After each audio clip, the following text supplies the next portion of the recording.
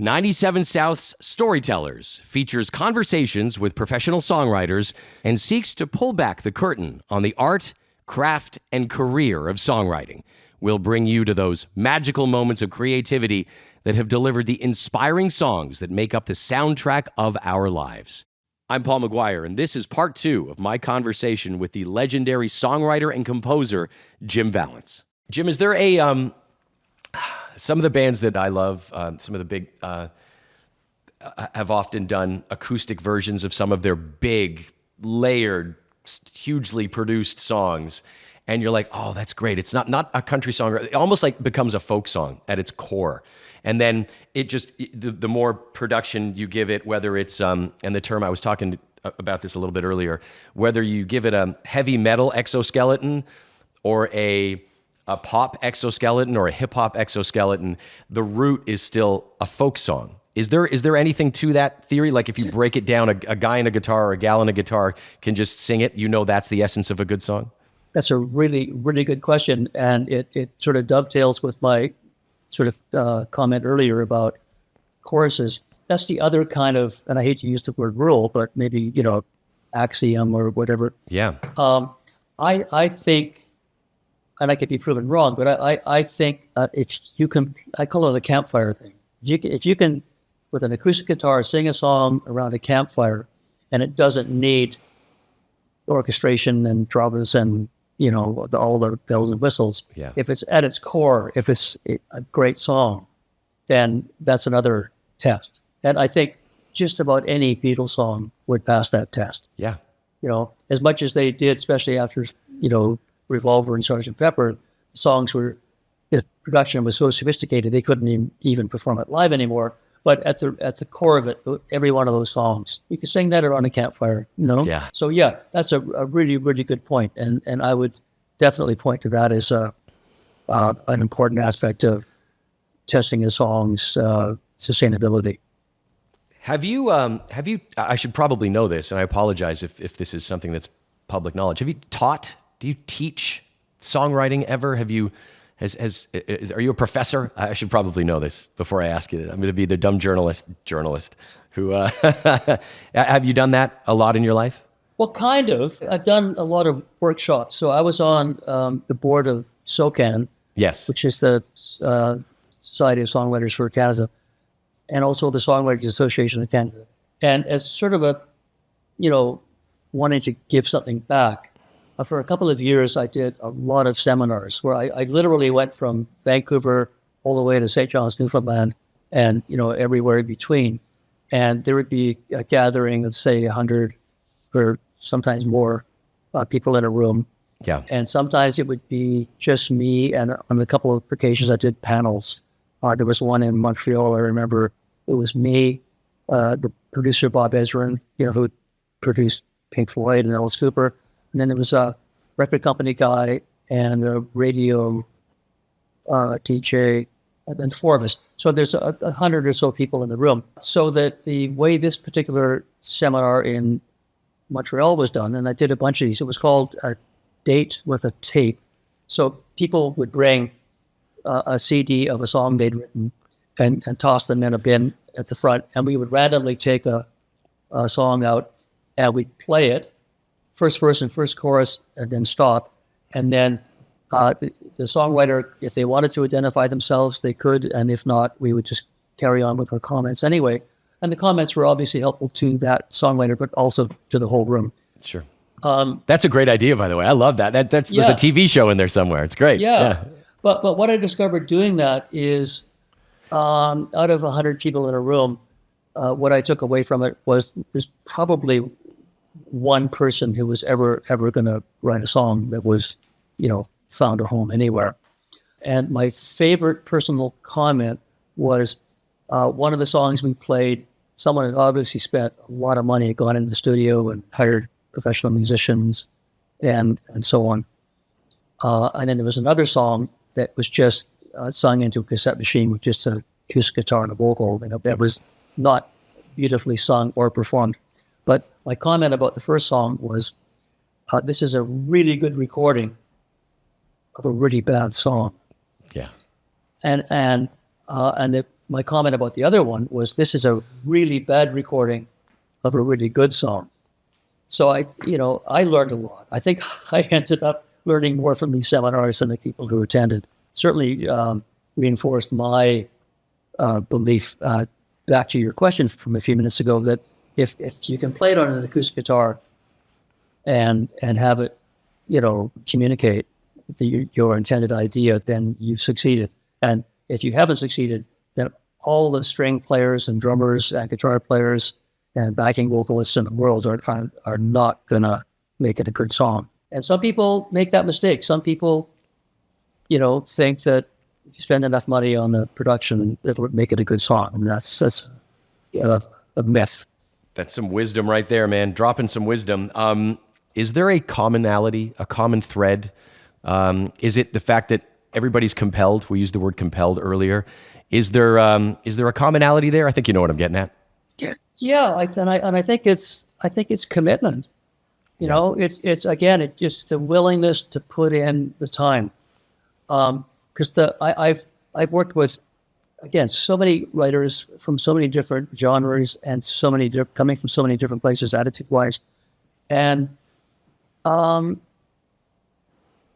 ones that work the hardest seem to be the luckiest, if you know what I mean. Yeah.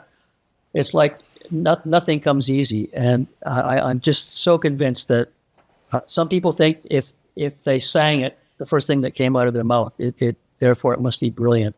And I'm more from the school of, okay, that's the first pass. Now let's see where we can go with it, Yeah, and if they're willing to go along for the journey, then the rewards are going to be huge. But if some people are like, nah, this was good enough, then you're not writing with them again. Truly, yep. Yeah.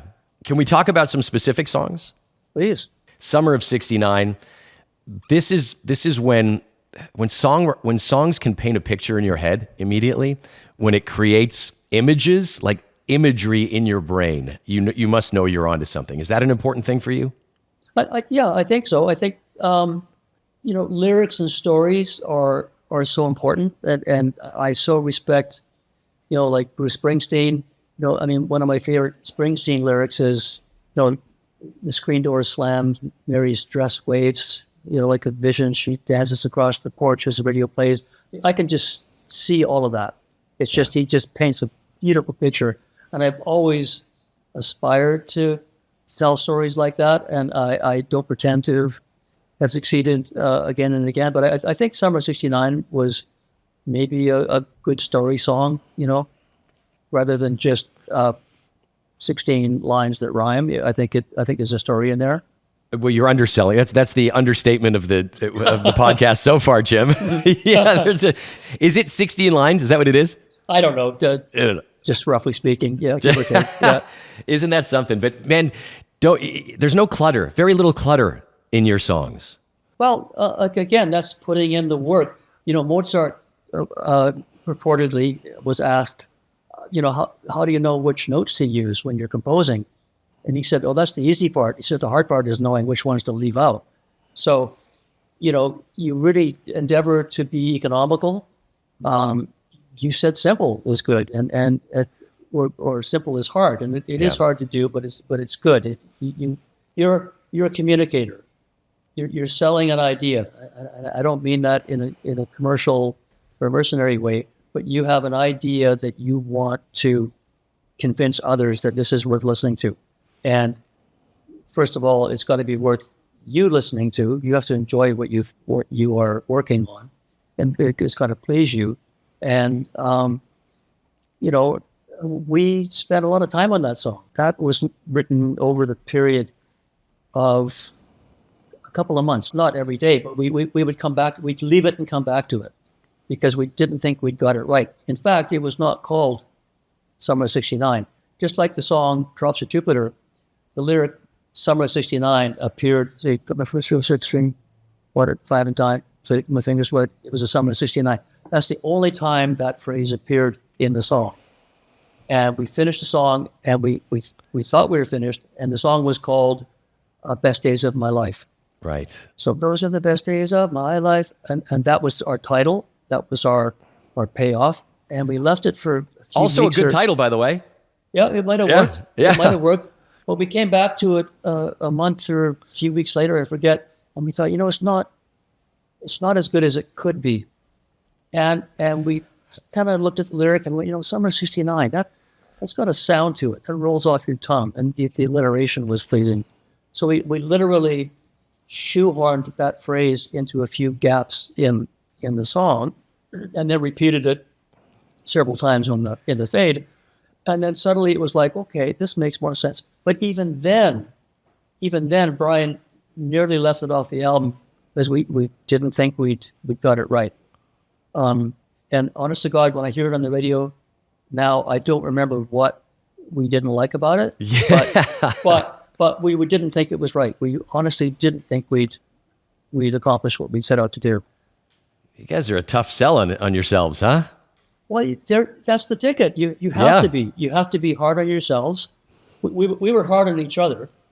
We were Yeah. brutal. I mean, we just early on, like, just decided we're not going to beat around the bush here.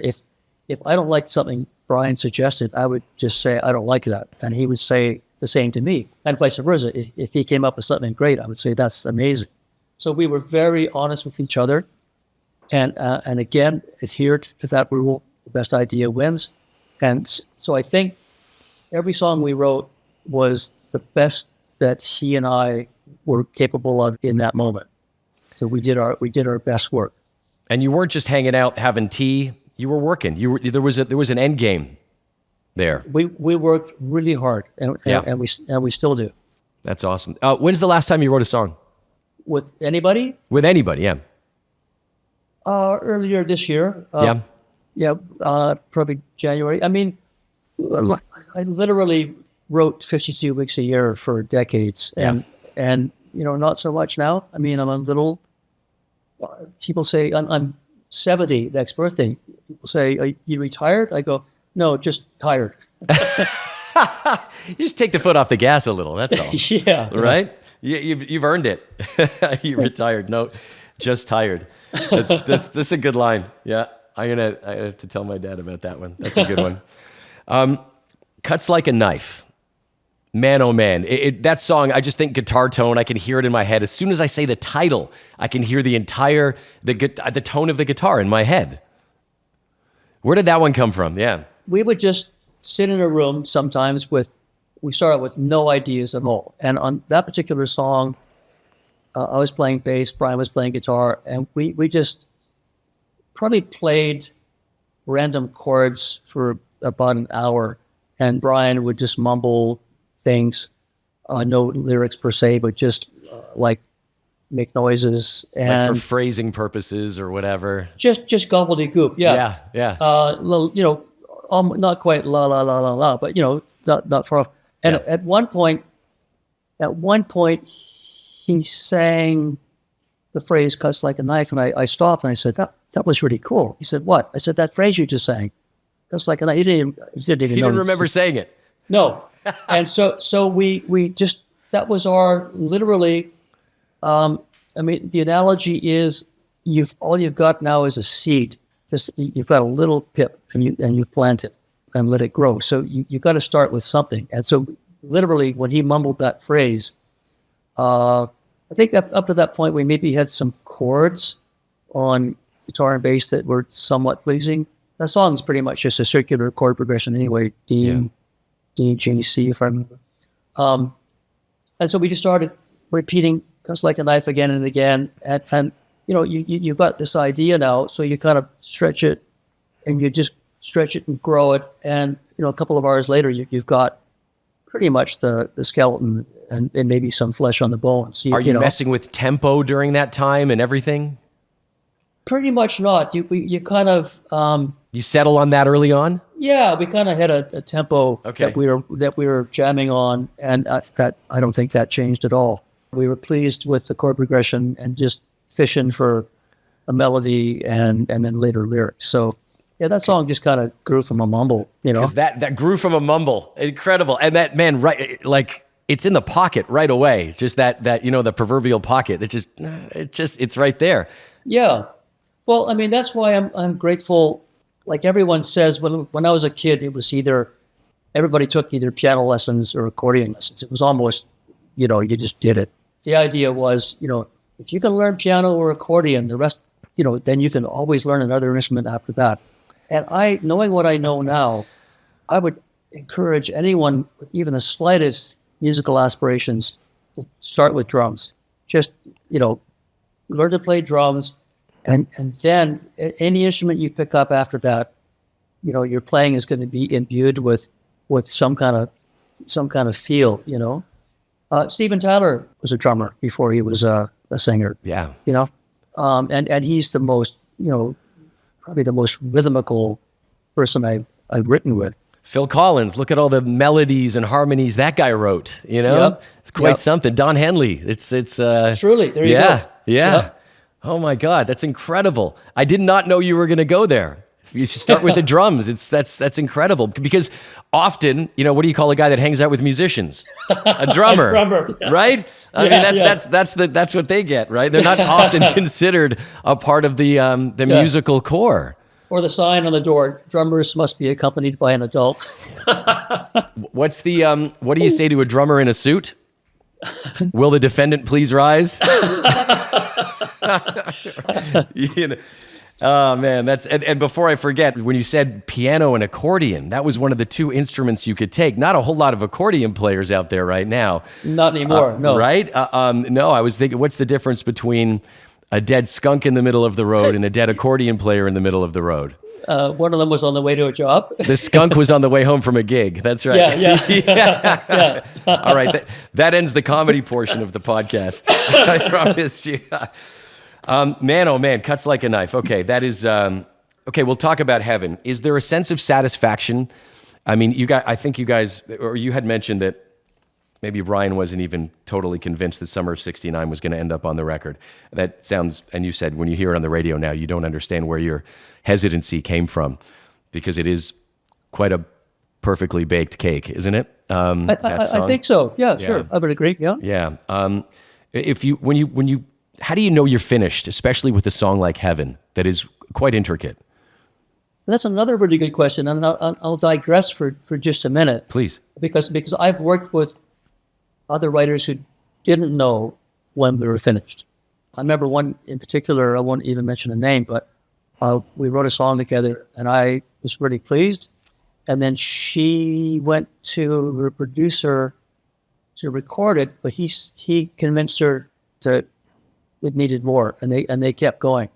And if you think about maybe Leonardo da Vinci, the Mona Lisa, the last dab of paint, and he stands back and goes, done. Yeah. And then another painter comes along and starts, So it's a really good question. How do you know when you're done? And I don't really know the answer, other than, as I mentioned early on, you're in a room with another person. The last thing on your mind consciously is, who's going to be hearing this in a auditorium a year from now. You're just in the moment. You want it to be something that you are pleased with. Gotcha. So I think, that's just kind of like, okay, we Brian in particular, he was really like often the one to say, I think we can do better. I think the lyric in the second verse could be better. And I was sometimes the one to go, oh man, we spent hours on that. But you think we'd go back and he'd be right. We always made it better. But I don't know the answer to that. How do you know when you're done? Yeah, I've talked to people in the past, and they're like, well, that's what a good producer's for. But you're also the producer often. Yeah. And I've never been fond of producers taking it somewhere else. I mean, Brian and I, that's the other thing we did. I've got shelves and shelves of tapes, and now it's all MP3s on my computer. But every song he and I ever wrote, we recorded a definitive demo, and I'm not allowed to play them because Brian likes to keep them under wraps. It's kind of like so it's a little too much information, but I could play you the demo for Cuts Like a Knife, and I could play you the record, and Mickey played almost exactly on drums what I played on the demo, except played it way better because he's a great drummer.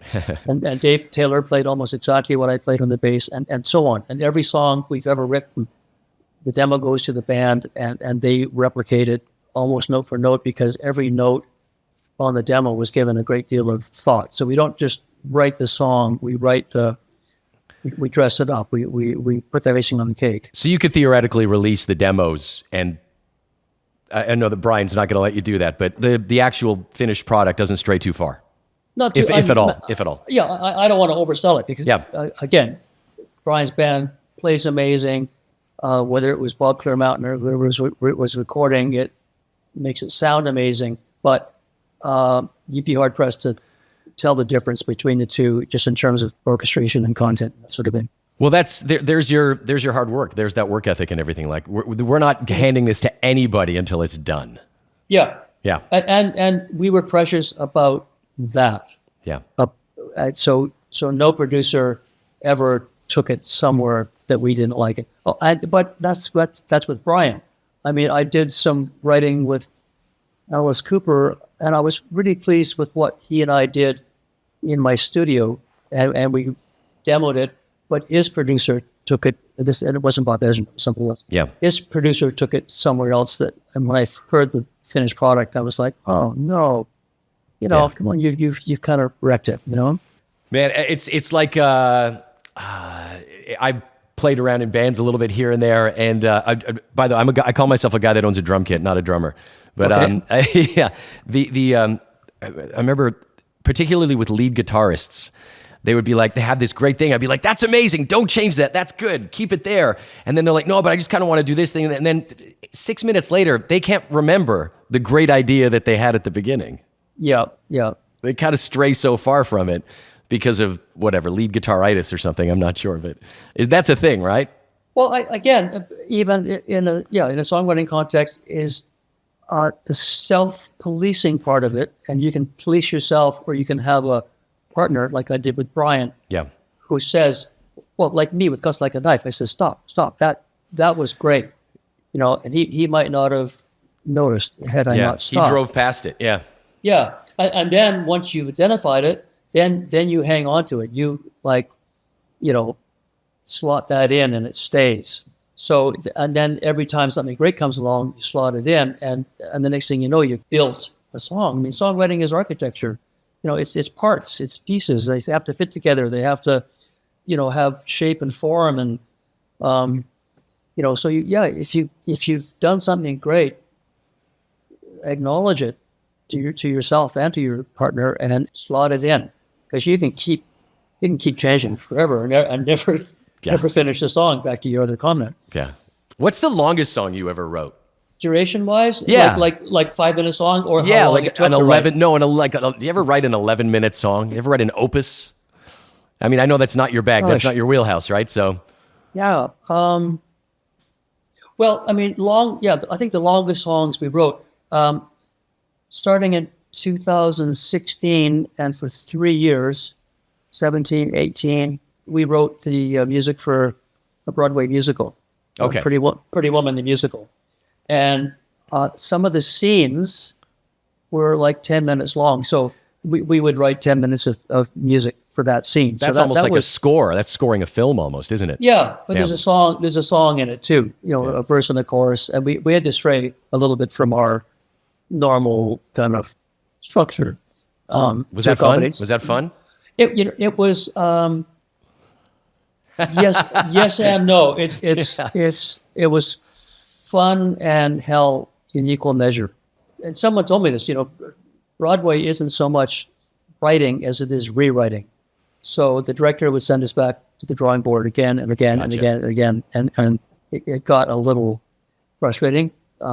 He wasn't always wrong. Sometimes he sent us back and we did better work. But it got, after 3 years of that on the same project and being sent back to the drawing board, I think one or two many times, it got a little tedious. Yeah, you always want the no notes.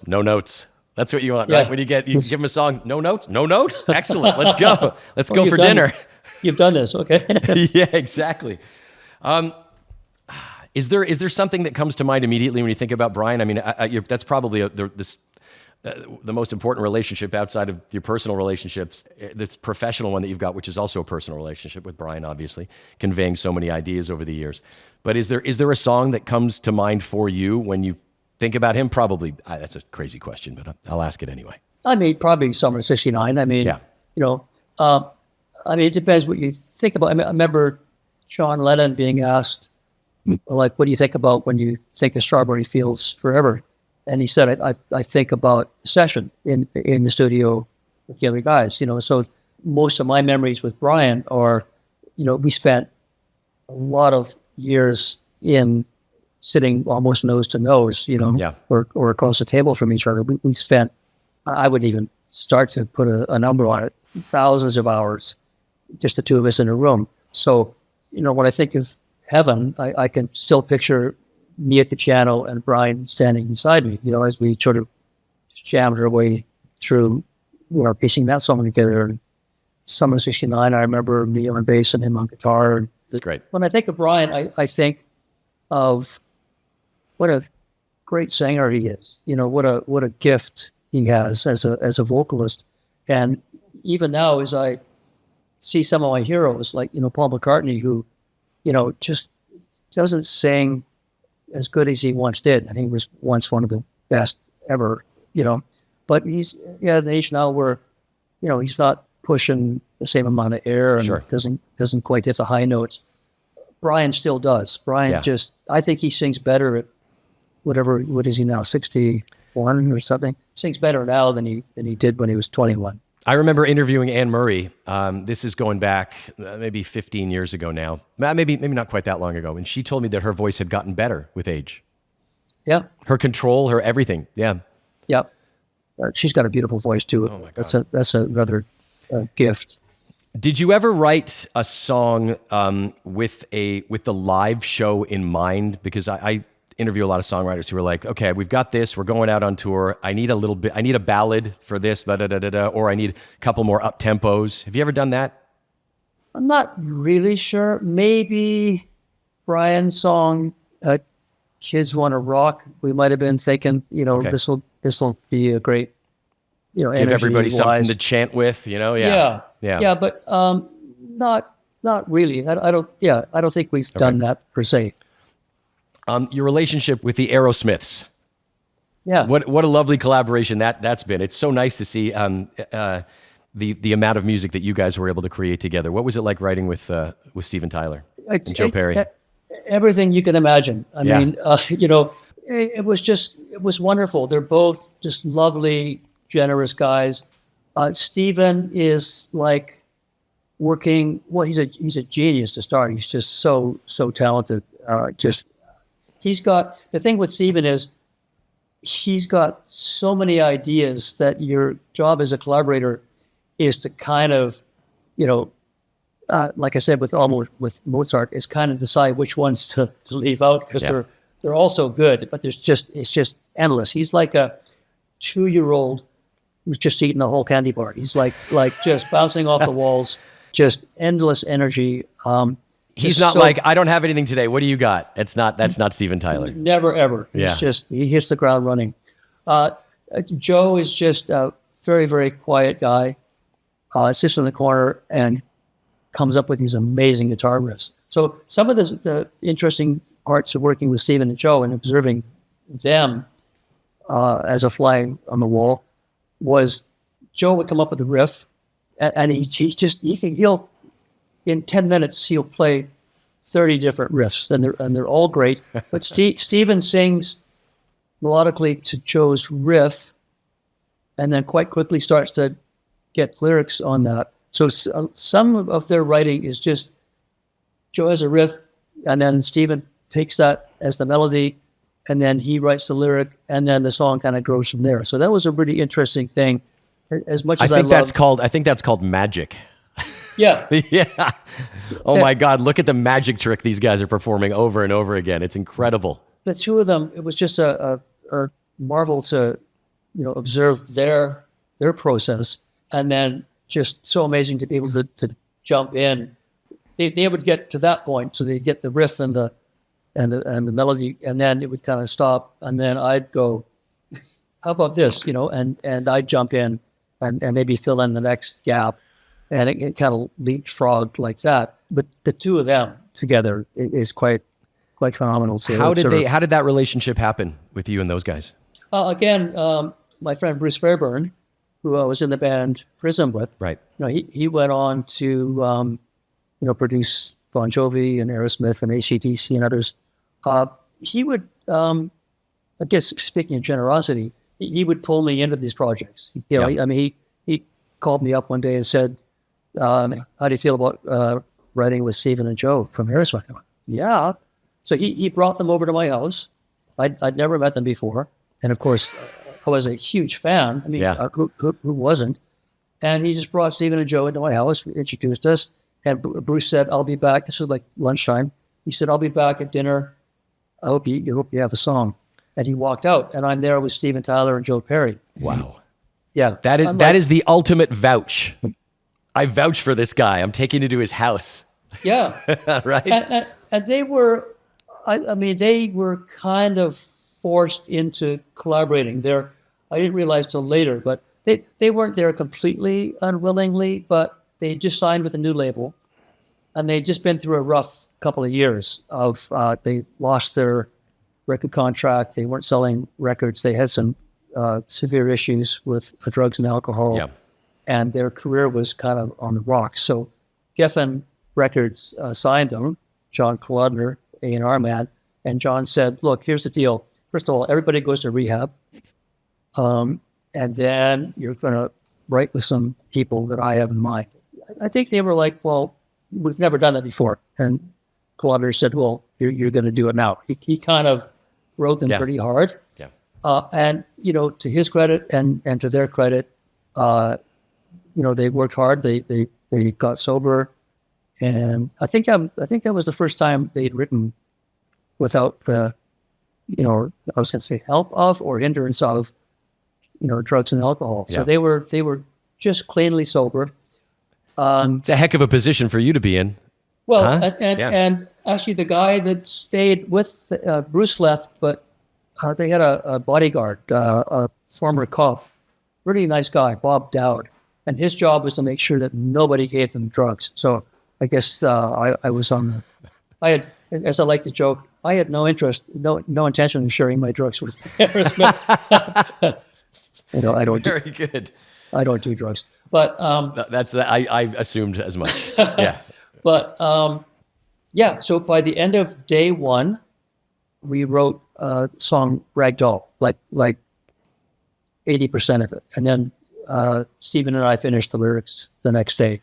But we just got down to business. And believe me, I was sweating bullets. I was freaking out. First of all, I'm a fan, and I'm now in a room with Steven Tyler. In your room, your house. Yeah. And expected to come up with something. And the pressure was really, really on. But after that first day, we got acquainted, we got along personally and musically, and then for the next however many weeks it was, we got a ton of work done. Ragdoll done in 2 days. Pretty much. I don't want to say exactly 2 days, but the very first day we got very far along. Incredible. I guess the only thing was it wasn't called Ragdoll, it was called Ragtime. And that obviously somewhere along the way that got changed. John Kalodner didn't like the title Ragtime, so he made us change it. So that's a good one. All right. We have to talk about love for a second because there are two songs here, and love is obviously it's a subject that's been broached before in the world of songwriting. Really? Once or twice. Tina Turner's "It's Only Love." Let's start there. Well, that was originally just written for Brian, so it wasn't intended to be a duet. It was just going to be another song on the Reckless album. Yeah. And Tina was breezing through town. She was opening for Lionel Richie. This is just before her big hit, What's Love Got to Do About It? What's Love Got to Do with It? So she wasn't, famous part two yet. She'd been kind of in the wilderness after the Ike and Tina Turner thing. Yes. She kind of went into the wilderness for a decade or so. So Brian had always been a fan. So he, I think, had his manager talk to her manager, what her chances. She come in and sing with us. And so she came in the studio, and she was amazing, lovely, just a dynamo of energy. But the song wasn't in her key. So she sang it, and I remember thinking, oh, this isn't going to work. It was way too low for her, because it was in Brian's range. Because we'd already recorded it with Brian's vocal on. But she said, run the tape again. Let me try something different. And she took the melody up a third, I think, more into her range. And then right away it worked. So she was in there for an hour or two max. Came in, performed amazingly, and left. And then they took that song on the road. Brian opened for her in Europe, and they performed that song many times together. Great collaboration. Okay, so yeah, truly, it's really great collaboration. And then Heart's "What About Love." This is the second one with love in the title, and a signature song for that group. Yeah, it was like Aerosmith. They'd had a couple of albums that didn't sell well. I think their label was going to drop them. They were in a bit of trouble career-wise, and they desperately needed a hit. So, and that was 1985. So go back to 1982, and I got asked to, not to write with, but I got asked to do some arrangements, just write some guitar parts and so on for a group called Toronto. Yeah. From a great band, great Canadian band. So I was living in Vancouver, so I flew out to Toronto, and I went for dinner one night with to the home of the guitar player and the two guitar players, Brian and Sharon. They were a couple. And after dinner, we ended up going down to their home studio and writing "What About Love," like in a couple of hours. It's incredible. Yeah. And I was really pleased with the song. And so back to the story of there were 12 spots on the album. I think they had 20 songs. The band voted on, which songs would go on the album. And I think "What About Love" was number 13. So it didn't make the 12. It got rejected. Unbelievable. So, yeah. So it ended up on a shelf somewhere.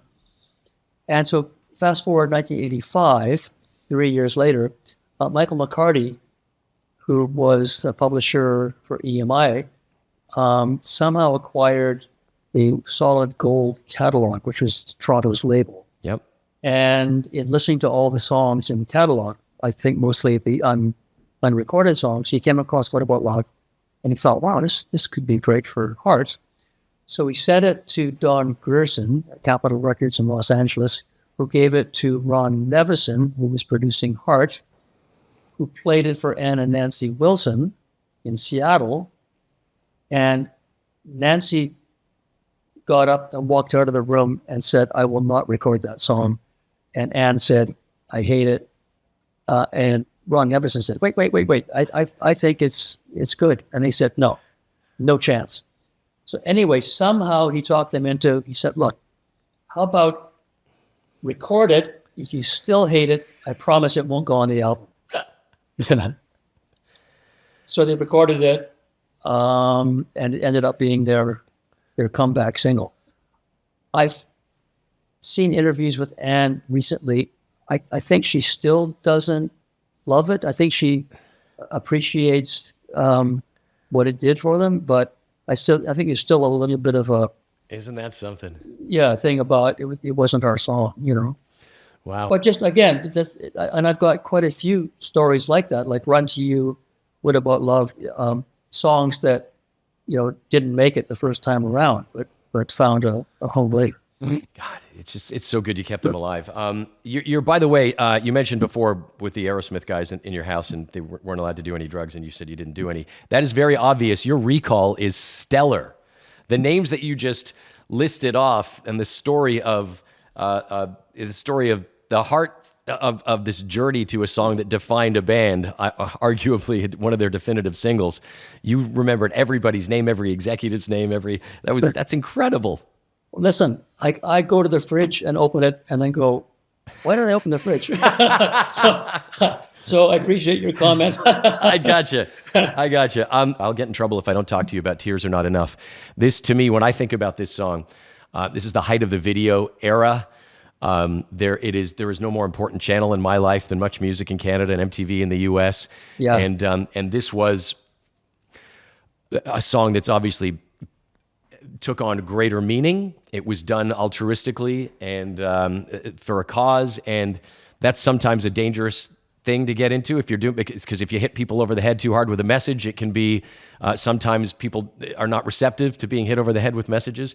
But this is something that you guys hit out of the park. I mean, together with Mr. Foster, and I believe there are a few other writers on that song, right? Yeah. But that song was so ubiquitous for so long, and it was it had a beautiful life to it, and it really did. And I think a lot of Canadians felt great pride in that song. On the heels of your brilliant songwriting, everybody was able to kind of collaborate and step up and be a part of what was going on the planet at the time. So it was a pretty big event, wasn't it? It was, yeah. Yeah. I mean, I was blown away to see it all come together as quickly as it did. Much credit to Brian's manager, Bruce Allen, for bringing all those people into the same room at the same time. Yeah. Quite remarkable. What do you remember about it? What do you remember about it being out there in the world? How did you feel about it? What's your relationship with that song? Well, I mean, again, back to the John Lennon story, what do you remember? I mean, I remember sitting in my studio with David Foster in my home, in my basement studio, just, writing the first bits of the song. And Brian came over and joined in. And it only took a week from David and I and Brian getting together until we were in the Toronto studio actually recording it. So, wow. So it's a little bit of a whirlwind, but Yeah. And then I remember sitting on the airplane flying to Toronto, me and Brian and Foster and Mike Reno from Loverboy, looking at the lyric and going, okay, here's the list. We've got Gordon Lightfoot, Bert Cummings, Joni Mitchell. Okay, how about Gordon Lightfoot sings the first line? This line here, that'd What be great fun! for Geddy. What Yeah. fun! That'd be great for Literally, Geddy Lee. Yeah. Yeah, Geddy Lee for this one. Corey Hart would be great there. So yeah, we did that on the airplane. And then being in the room, I mean, I'm such a lifelong fan of Joni Mitchell. So to literally be in the room when she sang, for me, was like just, a fan dream come true. And then, meeting others of my heroes. I mean, Oscar Peterson, Burton Cummings. It's like the best fantasy football team of all time. You know what I mean? Yeah. I was just, partly trying to do my job, and the other part of me was just a kid, like freaking out. Yeah, but all that work from the 7-year-old that didn't want to, that fell out of love with piano. I mean, you were entrusted with it because you had earned it. You'd earned the spot. I was proud to be part of it. It's incredible. Jim, it's been a true honor and pleasure talking to you. Thank you. You have been incredibly generous, insightful. I hope you enjoyed it. I hope you enjoyed the chat. It was a real treat to get to talk to you. Well, your questions were great and made me think. So thank you for that. Well, it's sometimes tough to walk down memory lane. I really appreciate you doing that, and thank you for the music. Truly, thank you for the music. My pleasure. Thank you so much. Thanks for listening. This has been Storytellers. The 97 South Song Sessions Songwriters Festival is happening in Penticton, British Columbia's incomparable wine country. An intimate Bluebird-style music performance that features songwriters in the round, playing their hits and relating stories of a life in music. Tickets and information at 97southsongsessions.com. Download the free Stingray Music mobile app and listen to the 97 South Song Sessions channel today. Stingray Music. Life's on you, music's on us.